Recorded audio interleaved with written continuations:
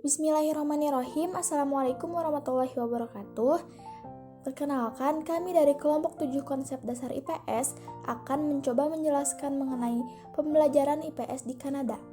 Sebelumnya, izinkan kami untuk memperkenalkan diri terlebih dahulu ya. Yang pertama ada Anissa Nurpadila dengan NIM 2002876. Yang kedua ada Nandita Putri-Aswandi dengan NIM 2005343. Dan yang ketiga ada Nida Hanifah dengan NIM 2008653. Kita langsung bahas aja yuk. Selamat menyaksikan. Assalamualaikum warahmatullahi wabarakatuh. Perkenalkan, nama saya Anissa Nurpadila dengan NIM 2002876. Di sini saya akan sedikit memaparkan materi mengenai latar belakang pendidikan di Kanada. Yang pertama, memiliki sistem pendidikan yang hampir sama dengan Amerika. Kanada memiliki sistem pendidikan yang hampir sama dengan Amerika, akan tetapi pendidikan di Kanada lebih dipengaruhi oleh sistem Inggris. Tiap provinsi di Kanada memiliki tanggung jawab terhadap tingkatan pendidikan dan tiap provinsi juga menerapkan standar pendidikan yang ketat untuk memberikan kualitas pendidikan terbaiknya. Yang kedua, Kanada merupakan negara yang memiliki kualitas pendidikan yang sangat baik.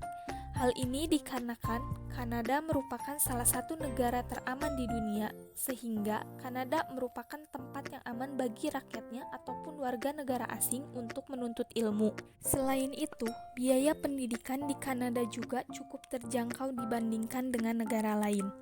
Yang ketiga, memberikan kesempatan kepada rakyatnya untuk mengenyam pendidikan. Pemerintah memberikan perhatian yang cukup besar kepada rakyatnya di bidang pendidikan dan menyediakan pendidikan yang universal gratis.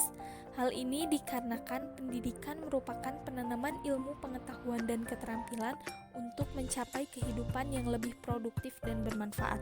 Dengan adanya perhatian tersebut, rakyat dapat mengenyam pendidikan hingga ke jenjang perguruan tinggi. Yang keempat, ada membekali para siswa dengan pengetahuan, keterampilan, dan nilai sosial yang merupakan tujuan dari adanya pembelajaran Social Studies atau IPS di seluruh provinsi di Kanada.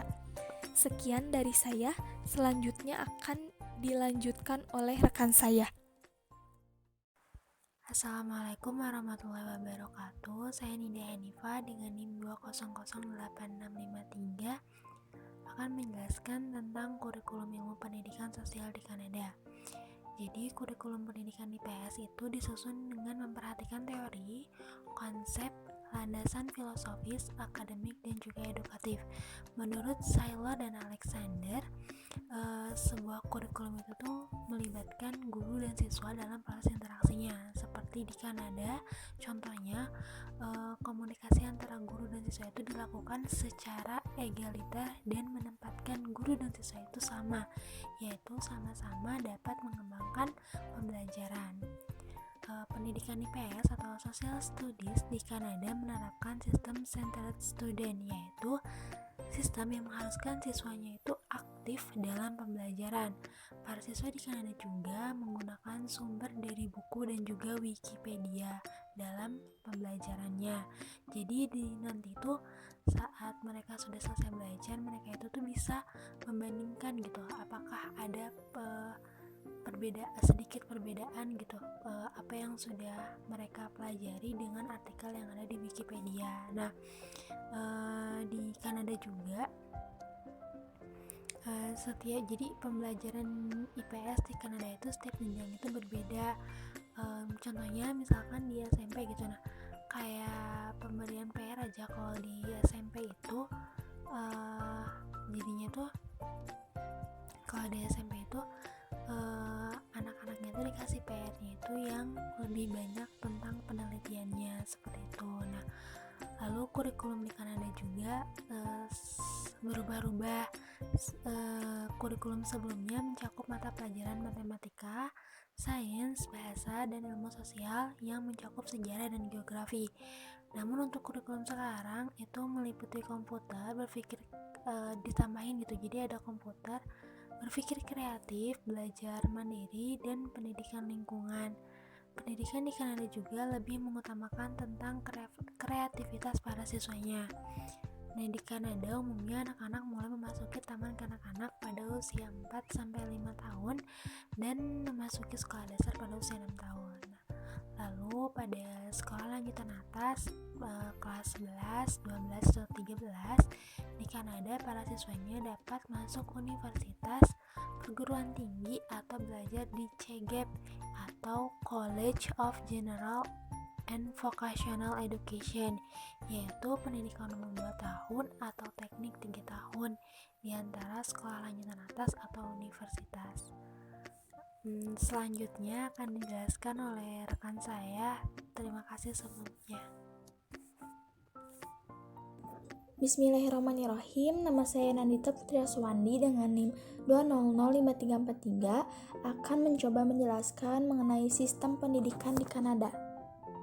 Setiap negara pasti memiliki metode dan sistem tertentu mengenai cara mendidik generasi muda yang mereka miliki. Karena pendidikan merupakan kebutuhan bagi manusia, maka dari itu pemerintah akan sebisa mungkin memberikan yang terbaik. Negara Kanada memiliki beberapa faktor yang membuat negaranya menjadi salah satu negara yang memiliki sistem pendidikan terbaik di dunia. Yang pertama, Kanada merupakan salah satu negara teraman di dunia, maka dari itu Kanada merupakan tempat yang aman untuk rakyatnya atau bahkan warga asing untuk menuntut ilmu. Yang kedua, pendidikan di Kanada dikenal memiliki kualitas yang tinggi. Dan yang ketiga, biaya kuliah di Kanada sangat terjangkau dibanding dengan negara lainnya, dan ijazah lulusan Kanada juga diakui secara internasional. Kanada memiliki struktur pendidikan yang hampir sama dengan Amerika Serikat. Hanya saja, Kanada juga terpengaruhi oleh sistem pendidikan yang ada di Inggris. Di Kanada, setiap provinsinya memiliki tanggung jawab penuh terhadap tingkat pendidikan. Setiap provinsi memiliki standar pendidikannya masing-masing. Standar pendidikan yang khusus dan ketat untuk memastikan semua institusi dalam bidang pendidikan memiliki kualitas yang terbaik. Pendidikan tinggi di Kanada dibagi menjadi 3 semester. Yang pertama, dari bulan Agustus atau awal September hingga bulan Desember atau Januari merupakan semester musim gugur. Yang kedua, ada dari bulan Januari hingga bulan April merupakan semester musim dingin. Dan yang ketiga, ada dari bulan April atau bulan Mei hingga bulan Juli merupakan semester musim panas. Kanada juga memiliki beberapa jenis institusi pendidikan, di antaranya yaitu yang pertama ada Liberal Art College. Institusi ini mendalami program sarjana di bidang art. Institusi ini bersifat interdisipliner atau yang biasa disebut mempelajari lebih dari satu ilmu disiplin. Contohnya jurusan sastra yang juga mempelajari ilmu sosial. Yang kedua ada negeri. Institusi ini mendapatkan pendanaan dari pemerintah tiap provinsinya, tetapi institusi ini juga menarik biaya perkuliahan dari mahasiswanya. Yang ketiga ada swasta. Institusi ini tidak mendapatkan pendanaan dari pemerintah. Institusi ini menerima pendanaan dari alumni bonafit, biaya kuliah dari para mahasiswa, serta hibah penelitian. Pendidikan di Kanada memiliki beberapa macam. Yang pertama ada sekolah dasar dan menengah. Lamanya pendidikan di Kanada secara umum yaitu 11, 12, atau 13 tahun, tergantung dari setiap provinsinya masing-masing. Kemudian, siswa dapat meneruskan pendidikan di universitas dan perguruan tinggi atau perguruan tinggi pendidikan umum dan kejuruan. Yang kedua ada College and Technical Institute atau biasa disebut Politeknik.